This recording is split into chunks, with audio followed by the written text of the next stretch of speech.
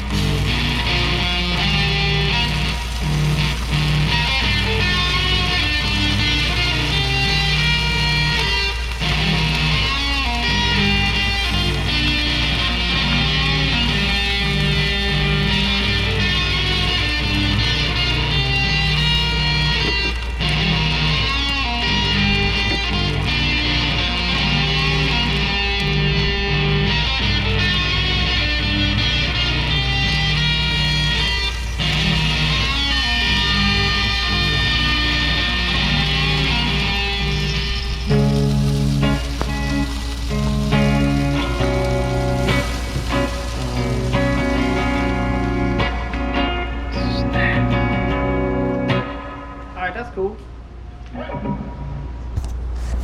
So we're still at a current 200 degrees, which is excellent. It's been on there for like at least 3.5 hours, 4 hours. Thank you, Maple. I was thinking the same thing. Oh yeah. Don't matter what kind of barbecue sauce you put on it, but now it's gonna end, so put some of this on there. Sometimes I made ribs and they're like so salty. It's like I probably should have let the grill do the work as far as seasoning. So I didn't like heavy coat them too bad, but either way it's gonna be like bacon. Also too, you don't want to have your ribs with cold barbecue sauce, so make sure you leave it out at room temperature for a little while.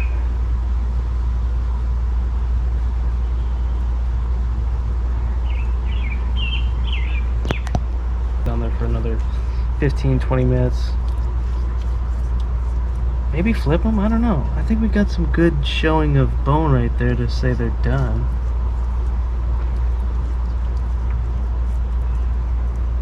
technically you could take these off and survive.